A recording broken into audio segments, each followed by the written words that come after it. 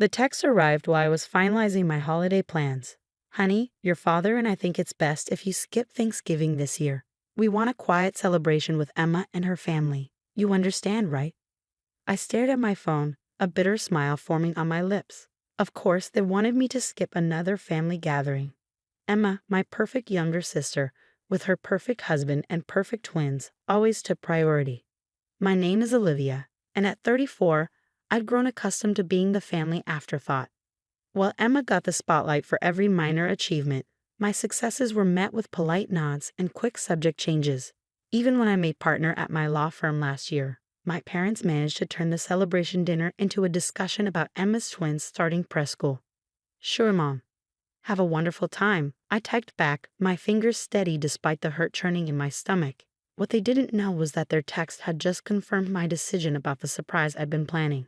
3 months ago, I purchased a stunning villa in the French Riviera, a move I kept quiet from my immediate family. The property, with its breathtaking Mediterranean views and spacious rooms, was perfect for what I had in mind. You see, while my parents and sister lived in their small bubble, I maintained close relationships with our extended family. Aunt Marie, who taught me to bake when my mother was too busy with Emma's dance recitals. Uncle James, who attended my law school graduation when my parents chose Emma's baby shower instead. Cousins who actually remembered my birthday and celebrated my achievements. They all knew about my success, my promotions, my investments. Unlike my parents, they'd been interested in my life, my dreams, my journey. And when I mentioned hosting Thanksgiving at my new villa, they were thrilled.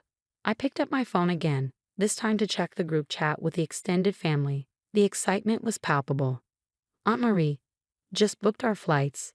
Thomas can't wait to try French cuisine. Uncle James, Sarah, and the kids are packed already. Can't believe it's still 2 weeks away. Cousin Michael, got the wine tour scheduled for Friday. This beats boring hometown Thanksgiving. 23 family members had confirmed. Uncles, aunts, cousins, their children. Everyone except my parents and Emma's family. I'd arranged private tours, wine tastings, cooking classes with a local chef, and a spectacular Thanksgiving feast that would blend American tradition with French elegance. My phone buzzed again. Mom, maybe you can come for Christmas instead, if Emma's schedule permits. I almost laughed out loud. Always conditional, always dependent on Emma's plans. I didn't bother responding. Instead, I focused on the final preparations. The villa's staff had everything under control. But I wanted every detail to be perfect. The bedrooms were assigned, the activities planned, the menus carefully curated. I even arranged for a professional photographer to document our celebrations. The week before Thanksgiving, my mother called. Olivia, honey, I hope you're not too disappointed about Thursday. It's just that Emma's twins have been so fussy lately, and you know how your father gets when there's too much chaos. Don't worry about me, Mom, I replied, watching the Mediterranean sunset from my villa's terrace. I won't be alone. Oh, do you have plans with friends? The surprise in her voice was almost comical, like I couldn't possibly have a life without their inclusion. Something like that, I said vaguely. Actually, I should go. I have some arrangements to finalize. Arrangements? Olivia, you're not working through Thanksgiving, are you? You know how we feel about. Goodbye, Mom. Give my love to Emma and the twins. As I hung up, my Aunt Marie's car pulled into the villa's circular driveway. She and Uncle Thomas had arrived early to help with the final preparations. Watching them exclaim over the villa's beauty, I felt a warmth that had nothing to do with the Mediterranean climate. This is incredible, Olivia. Aunt Marie hugged me tight. Your parents have no idea what they're missing, do they? I shook my head, smiling. They're about to find out. Uncle Thomas whistled as he took in the view. Their loss is our gain. Though I can't wait to see their faces when the photos hit social media. Neither can I admitted. Neither can I. The next few days were a whirlwind of arrivals. Cousins with their families, uncles, aunts, each arrival bringing more joy and excitement to the villa. Every room filled with laughter, every meal an impromptu celebration. This, I realized, was what family was supposed to feel like. The evening before Thanksgiving, as everyone gathered on the terrace for a welcome dinner, I raised my glass. To family, I said, looking at the faces of people who had chosen to love and support me unconditionally. The ones who show up. 23 glasses clinked in response, and I knew that tomorrow would be unforgettable. Not just for us, but for those who had chosen to exclude themselves from this gathering. Little did my parents know, their peaceful Thanksgiving was about to become a lot less peaceful when they saw what they'd missed. Thanksgiving morning at the villa was everything I'd imagined and more. The scent of freshly baked croissants mingled with traditional turkey aromatics, as our private chef balanced French cuisine with American tradition. Children's laughter echoed through the marble halls as my younger cousins played hide and seek among the antique furniture. My phone buzzed with a text from Emma. "Happy Thanksgiving. Mom wanted me to check if you're doing okay by yourself. We could FaceTime later if you're lonely." I glanced around at my bustling villa. Aunt Marie and Cousin Sarah were arranging flowers in the dining room, their animated discussion about table settings punctuated by frequent laughter. Uncle James was teaching the teenagers how to play petanque in the garden, while other family members were either helping in the kitchen or exploring the village. Lonely? I hadn't felt this connected in years. "Thanks, but I'm quite busy actually. Enjoy your quiet celebration," I replied, adding a smiley face for good measure. The photographer I'd hired arrived mid-morning, capturing candid moments of genuine family joy. Every shot was perfect: the sunlit terrace overlooking the Mediterranean, cousins sharing stories over wine, children playing in the manicured gardens, and the elaborate feast being prepared in the gourmet kitchen. "These photos are magazine-worthy," the photographer commented, showing me some preliminary shots. The lighting, the location, the genuine happiness on everyone's faces, it's magical. Around noon, my phone rang. It was Mom. "Olivia, are you sure you don't want to join us for dessert later? Emma's making her famous pumpkin pie." I stepped onto my private balcony, watching Uncle James teach my youngest cousin how to properly throw a petanque ball. "Actually, Mom, I'm in the middle of hosting lunch. Can I call you back?" Hosting. But I thought, the sound of children's laughter and animated conversation must have carried through the phone because she paused. "Where are you exactly?" "France," I replied simply. "The French Riviera, to be specific. I bought a villa here a few months ago." The silence on the other end was deafening. "You bought a villa? In France?" Her voice had risen an octave. "Why didn't you tell us?" "Why would I? You've made it clear that my life isn't a priority. Besides, I didn't want to disturb your peaceful Thanksgiving plans." More silence then. "Who are you hosting?" "Oh, just the family. Aunt Marie and Uncle Thomas, Uncle James and his crew, all the cousins and their kids. Everyone except you, Dad and Emma, actually. They've been here all week. We've done wine tastings, cooking classes, toured the villages. It's been wonderful."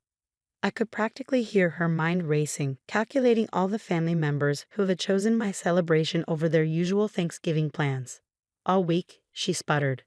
But they always come to our house for Thanksgiving." "Things change, Mom. Sometimes people prefer to be where they're genuinely wanted." "That's not fair, Olivia. We just wanted a quiet." "I need to go, Mom. The photographer wants to get some group shots before lunch, and Chef Antoine is about to serve the first course." I ended the call and turned to find Aunt Marie standing in the doorway, a knowing smile on her face. "Let me guess," she said. "Catherine finally realized what she's missing." I nodded, accepting her warm hug. She did. "Good," Aunt Marie said firmly. "Maybe next time they'll think twice before excluding you." The rest of the afternoon was a feast for all senses. Chef Antoine outdid himself with a menu that married traditional Thanksgiving dishes with French haute cuisine. The turkey was perfectly cooked, accompanied by both classic stuffing and local delicacies. The wine flowed freely, each course paired with selections from nearby vineyards. As we gathered around the long table on the terrace, the setting sun painting the sky in brilliant oranges and pinks, I couldn't help but feel grateful. Not for my parents' exclusion, but for the reminder it had given me about what true family means. My phone had been buzzing constantly, texts from Emma, more calls from Mom, even one from Dad. But I ignored them all. Instead, I focused on the moment.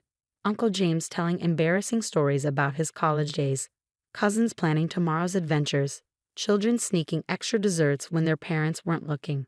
The photographer captured everything, each click of his camera preserving memories of what would become our new tradition. Because looking at the joy around me, I knew this wouldn't be a one-time event. This was the beginning of something special. As the evening wound down, I finally checked my phone. Among the missed calls and texts was a notification that Emma had been trying to add me to her Instagram close friends list, something she'd never done before. I smiled, knowing what was coming. Tomorrow, when the photographer's pictures started appearing on social media, when the extended family began sharing their stories and photos of our magnificent French Thanksgiving, my parents would truly understand what their desire for peace and quiet had cost them. But that was tomorrow's drama. Tonight, I had a family to celebrate with, one that had chosen to be here, chosen to include rather than exclude, chosen to create memories together in this beautiful place. And that was something to be truly thankful for. The day after Thanksgiving, I woke up to the sound of waves and excited chatter from the garden. Through my balcony doors, I could see several cousins already enjoying breakfast on the terrace, while the children chased each other around the fountain. My phone had exploded overnight.